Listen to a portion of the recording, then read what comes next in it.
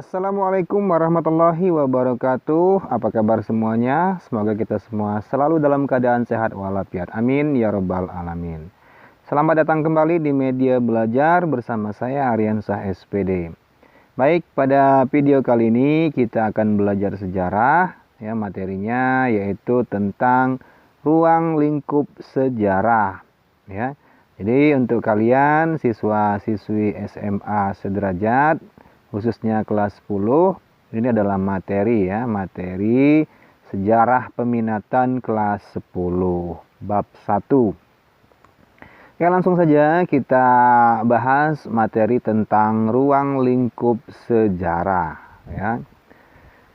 Perlu diketahui bahwa ruang lingkup sejarah itu setidaknya ada 4 ruang lingkup sejarah.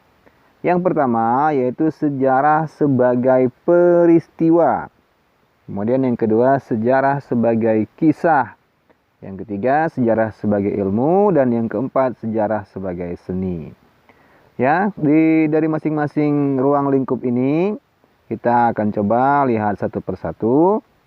Yang pertama, sejarah sebagai peristiwa. Apa maksudnya sejarah sebagai peristiwa?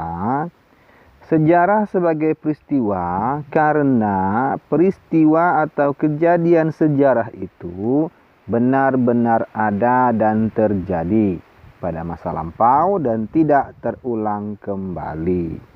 Jadi dikatakan sebagai peristiwa karena memang sejarah atau peristiwa sejarah itu ya fakta atau realita ya benar-benar terjadi di masa lampau. Dan tentunya tidak akan bisa terulang kembali ya.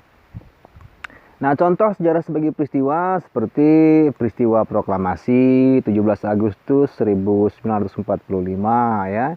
Kemudian peristiwa G30 SPKI, kemudian peristiwa Sumpah Pemuda, peristiwa Bandung Lautan Api, peristiwa 10 November dan lain sebagainya. Nah, itu semua sebagai contoh dari sejarah sebagai peristiwa. Karena memang peristiwa-peristiwa itu benar-benar terjadi di masa lampau ya, dan tidak akan terulang kembali. Kemudian selain sejarah sebagai peristiwa ya, bahwa sejarah sebagai peristiwa itu sendiri memiliki ciri-ciri ya. Karena memang tidak semua peristiwa itu dikatakan sejarah ya. Bahwa tidak semua peristiwa itu dikatakan sejarah. Nah, ciri-ciri sejarah sebagai peristiwa itu yang pertama adalah unik ya. Bahwa peristiwa sejarah itu hanya satu kali terjadi ya, tidak akan terulang kembali, terutama dari segi waktunya. Kemudian yang kedua, pengaruhnya besar. Jadi peristiwa itu memiliki pengaruh yang besar baik pada masa itu, pada masanya atau pada masa terjadinya. Kemudian juga pada masa-masa selanjutnya, maksudnya berpengaruh terhadap masa-masa selanjutnya. Ya, contohnya seperti peristiwa Sumpah Pemuda, ya tentunya pengaruhnya sangat besar pada saat itu, dan sampai saat ini Sumpah Pemuda itu sangat berpengaruh bagi kita karena dapat mempersatukan kita sebagai bangsa Indonesia yang cukup beraneka ragam, bahkan sangat beraneka ragam. Dengan adanya Sumpah Pemuda tahun 1928 itu, ya kita saat ini bisa bersatu. Nah, itu sebagai pengaruh dari Sumpah Pemuda pada saat itu dan tentunya pada saat ini juga sampai kapanpun. Ya. Jadi ada dua ciri-ciri sejarah sebagai peristiwa. Yang pertama unik, yang kedua pengaruhnya besar.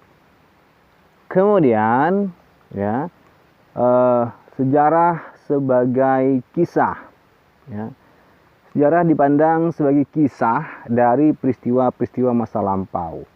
Peristiwa masa lalu dihadirkan kembali sebagai data sejarah. Nah, apa maksudnya?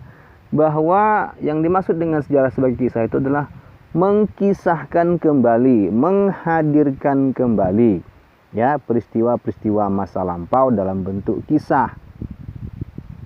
Ya, jadi menghadirkan kembali ya peristiwa-peristiwa masa lampau dalam bentuk kisah. Ya, sebagai data sejarah. Nah, contoh sejarah sebagai kisah ada kisah Ken Arok, ada kisah Ratu Kidul, ada kisah kekayaan Majapahit, ada kisah mungkin Ratu Sima, dan lain sebagainya. Nah, itu contoh-contoh sejarah sebagai kisah. Intinya adalah menghadirkan kembali peristiwa yang pernah terjadi di masa lampau dalam bentuk kisah. Ya. Contoh ya, kisah Ratu Kidul, kisah Ken Arok dan lain sebagainya. Kemudian sejarah sebagai ilmu. Ya.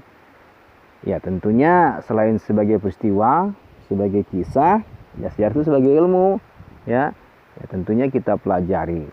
Nah, sejarah sebagai ilmu itu memiliki beberapa ciri, ada 4 setidaknya ciri sejarah sebagai ilmu itu. Yang pertama adalah empiris atau pengalaman, bahwa sejarah itu memang merupakan pengalaman seseorang atau suatu bangsa.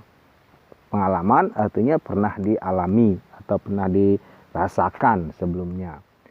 Kemudian memiliki objek, bahwa yang namanya sejarah itu punya objek. Ya, objeknya sejarah itu apa? Objeknya adalah manusia dan masyarakat.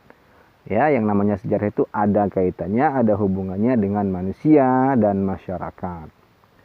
Kemudian memiliki teori. Ya, dalam mempelajari sejarah tentunya ada kaidah-kaidah pokok yang dipegang oleh para sejarawan dalam mempelajari sebuah sejarah.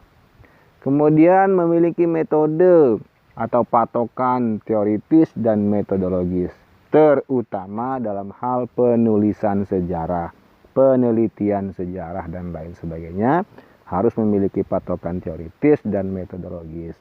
Ya. Jadi ada 4 ciri-ciri sejarah sebagai ilmu. Kemudian yang terakhir, sejarah sebagai seni. Ya. Nah, dikatakan sebagai seni sebab dalam rangka penulisan sejarah, seseorang sejarawan atau penulis sejarah itu memerlukan hal-hal sebagai berikut. Contohnya yang pertama ada intuisi, imajinasi, emosi, dan gaya bahasa. Ya. Nah, itulah 4 ruang lingkup sejarah. Ya, mudah-mudahan bisa dipahami dan bisa dimengerti, ya. Mungkin sampai di sini saja penjelasan dari saya.